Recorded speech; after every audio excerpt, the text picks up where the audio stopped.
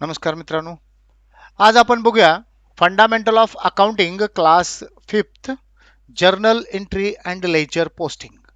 म्हणजे आपले दैनंदिन जीवनात जे काही व्यवहार घडतात त्या व्यवहाराची नोंद करून कशा पद्धतीने ठेवली जाते अकाउंटिंग मध्ये ते आज आपण पाहूया. इथं काही व्यवहार मी लिहिलेले आहे. हे व्यवहार आपल्याला जर्नल एंट्री पास करून इथं लिहायचं आहे.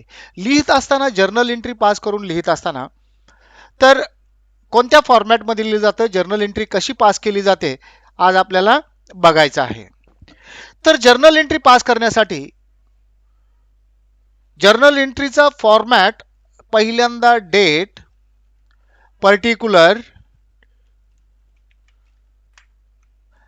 इथं एल एफ, त्यानंतर डेबिट अमाउंट, क्रेडिट अमाउंट,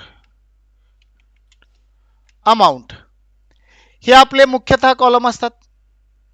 आता इथं पर्टिक्युलरचा जो कॉलम आहे थोडा आपण मोठा करून घेऊ. आणखीन त्याचबरोबर एल एफ लेजर फॉलोइंग हे छोटा करून घेऊ. इथं वरती नाव देऊ जर्नल एंट्री. जर्नल एंट्रीलाच आपण वाउचर एंट्री देखील म्हटलं जातं. म्हणजे रोज किर्द, यालाच काय म्हटलं जातं, रोज किर्द. जर्नल म्हणजे दैनंदिन जीवनात जे काही व्यवहार होतात ते व्यवहाराच्या नोंद करून ठेवणाऱ्या वहीला आपण जर्नल असं म्हणतो आणि त्याच्यामध्ये जे काही लिखाण करतो त्याला एंट्री असं म्हटलं जातं. त्यालाच मराठीत आपण रोज किर्द असं म्हटलं जातं, जर्नल एंट्री. जर्नल एंट्रीचा फॉर्मॅट पहिल्यांदा डेट, कोणत्या तारखेला व्यवहार घडलेला आहे त्या व्यवहाराचा तपशील काय आहे, आणि एल एफ याचं पोस्टिंग लेजरला कोणत्या पानावरती केलेलं आहे, म्हणजे L F ledger following. Debit amount, डेबिटची अमाऊंट किती आहे, क्रेडिटची अमाऊंट किती आहे. या पद्धतीने आपण जर्नल एंट्री पास करतो. तर जर्नल एंट्री पास करण्यासाठी याला मी बॉर्डर घालतो आणि इथं कॉलम्स आपण सेट करून घेऊया. बॉर्डर, त्याचबरोबर इथं देखील बॉर्डर, इथं बॉर्डर,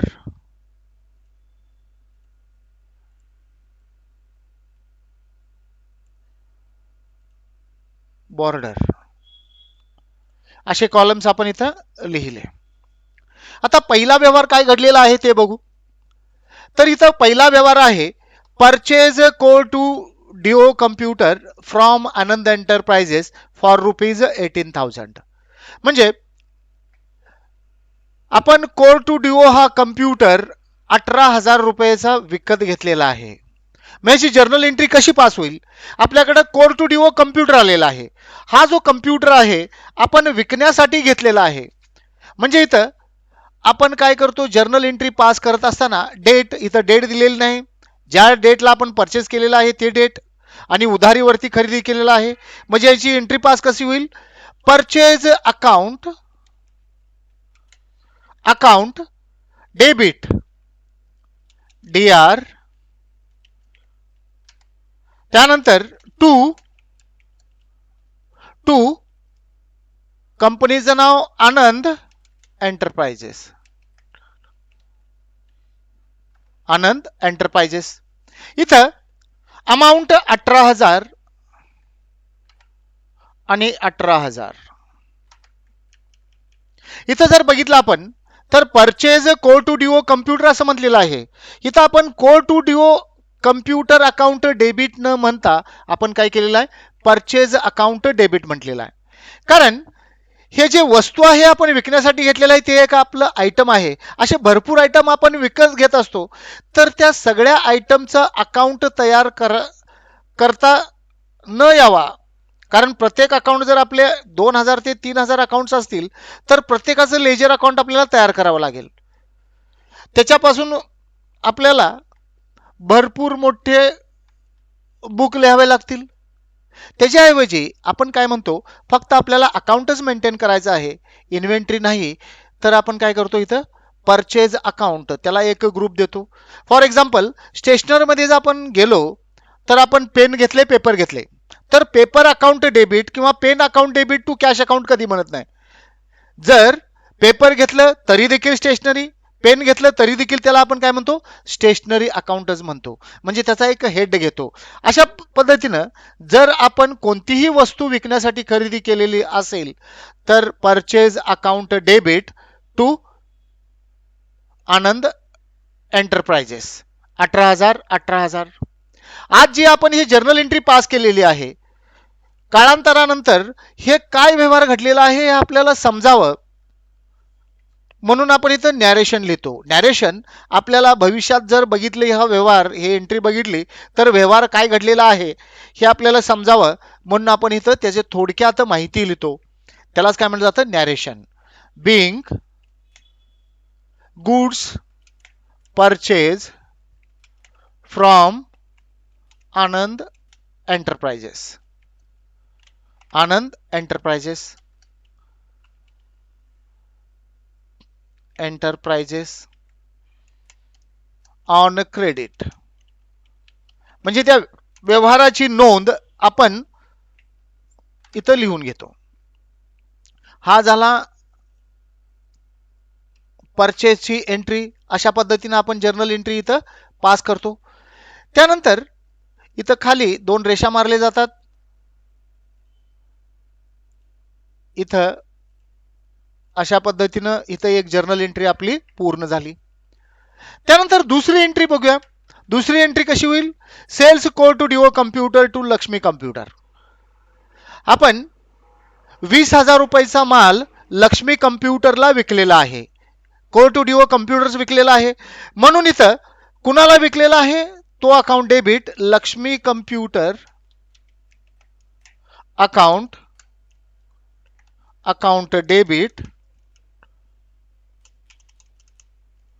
डेबिट टू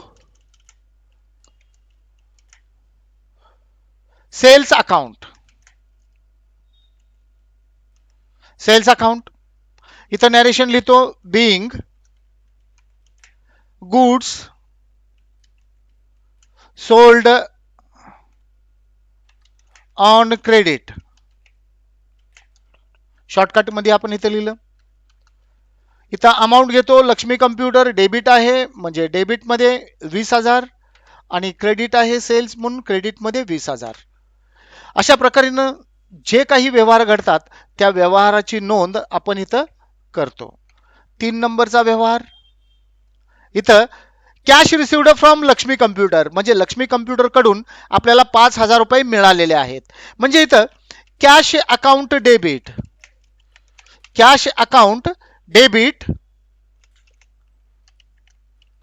टू कुणाकडून आलेले आहेत, Lakshmi computer.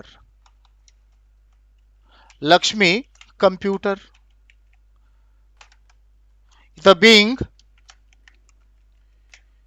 Cash received from Lakshmi.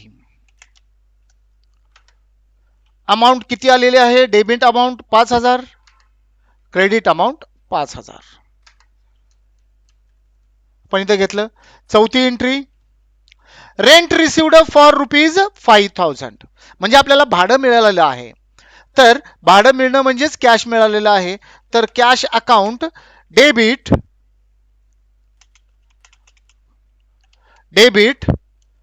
To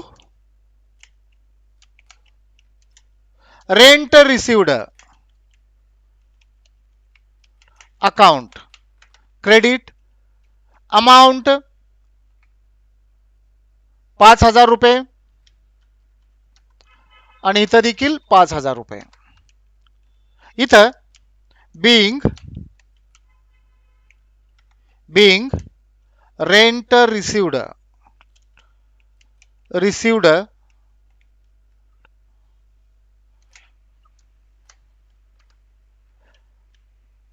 पाचवी एंट्री आपण इथं पास करणार आहोत. Paid to Anand enterprises ₹10,000 paid to Anand enterprises. Anand एंटरप्राइजेसला आपण 10,000 रुपये पे केलेला आहे. तर इथं आनंद एंटरप्राइजेस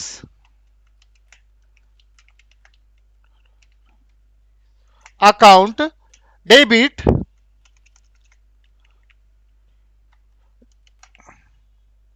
टू कॅश दिलेली आहे,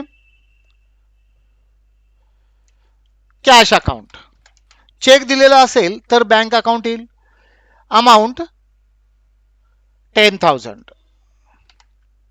10,000 the being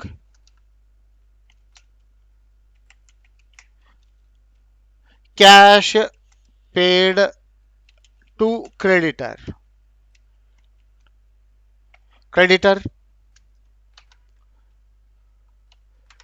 सहावी एंट्री आपल्याला इथं पास करायची आहे. Stationery purchase for ₹1,000. स्टेशनरी खरेदी केलेली आहे. स्टेशनरी आपल्याकडे आलेला आहे म्हणजे स्टेशनरी अकाउंट डेबिट आणि आपल्याकडून पैसा गेलेला आहे म्हणजे to cash account. Amount 1,000 rupees आणि amount 1,000 rupees. being stationery purchase. Next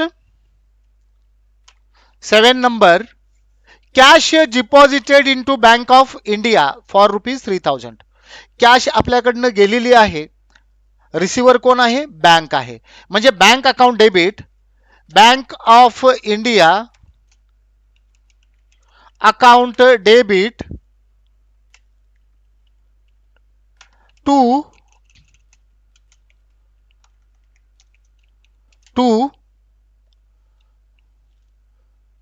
cash account. Amount 3,000. 3,000 रुपये आपण बँकेत डिपॉझिट केलेला आहे. इथंच being cash deposited in Bank of India. In bank. Next 8 number, machinery purchase from Arvind and company for ₹10,000 on credit. आपण machinery खरेदी केलेला आहे म्हणजे मशिनरी अकाउंट हे रिअल अकाउंट आहे म्हणजे मशिनरी अकाउंट आलेला आहे म्हणून मशिनरी अकाउंट डेबिट टू आपल्याकडून पैसा गेलेला नाही आहे तर आपल्याला पैसे द्यावे लागणार आहेत. कुणाला? अरविंद अँड कंपनीला. अरविंद अँड कंपनीला किती रुपये? 10,000 रुपये. डेबिट 10,000 आणि क्रेडिट 10,000 रुपये. इथं narration being machinery purchase. Next 9th entry इथं पास होईल. Depreciation charged on machinery for ₹2,000. आपण डेप्रिशिएशन चार्ज केलेलं आहे मशिनरीवरती म्हणजे हे आपण डेप्रिशिएशन चार्ज 31/3 ला करतो. इथं मशिनरी चार्ज डेप्रिशिएशन ₹2,000. काही वेळेला पर्सेंटेज दिलेलं असतं पर्सेंटेज वरती काढतो किंवा अमाऊंट आपण तेवढी लेस करतो. म्हणजे इथं डेप्रिशिएशन अकाउंट डेबिट कारण डेप्रिशिएशन हा आपला नष्ट आहे म्हणून नॉमिनल अकाउंट रूल प्रमाणे डेबिट द एक्सपेन्सेस और लॉसेस क्रेडिट द इन्कम और gains.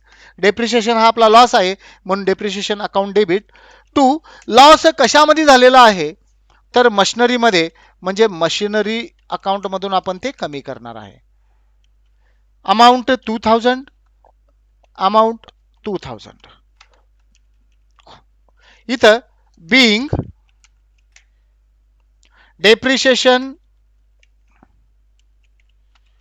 charge on machinery. Depreciation charge on machinery. Narration लिहिलं.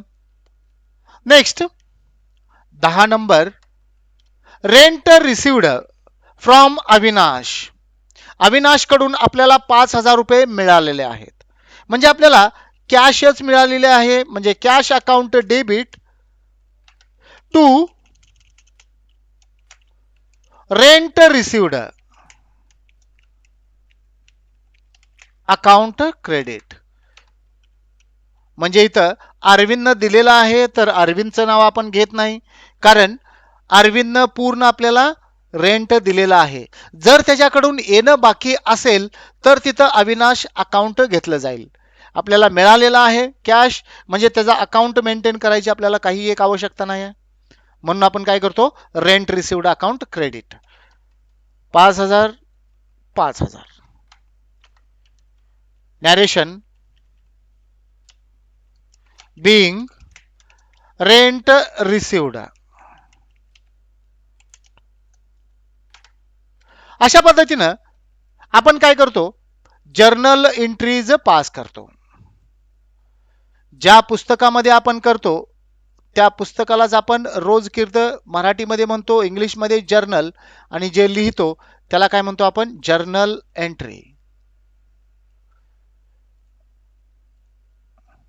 अशा प्रकारच्या एंट्रीज आपल्या दैनंदिन जीवनात जे व्यवहार घडतात त्या व्यवहाराची नोंद अशा प्रकारे आपण करून ठेवतो. यालाच आपण जर्नल एंट्री असं म्हणतो. टॅलीमध्ये देखील आपल्याला सगळ्यात मोठं जे काम करायचं आहे ते म्हणजे जर्नल एंट्रीज. बाकीचा जो काही व्यवहार असेल टॅली करणं, हा पूर्ण व्यवहार टॅली स्वतः करतं, म्हणजे आपल्याला काहीच करावं लागत नाही. ओके, आज आपण जर्नल एंट्री बघितले, तर उद्या आपण लेजर पोस्टिंग पाहूया. आजचा क्लास इथेच थांबूया आणि हे जर्नल एंट्रीची पोस्टिंग आपल्याला उद्या कसं करता येईल ते पाहूया आपण.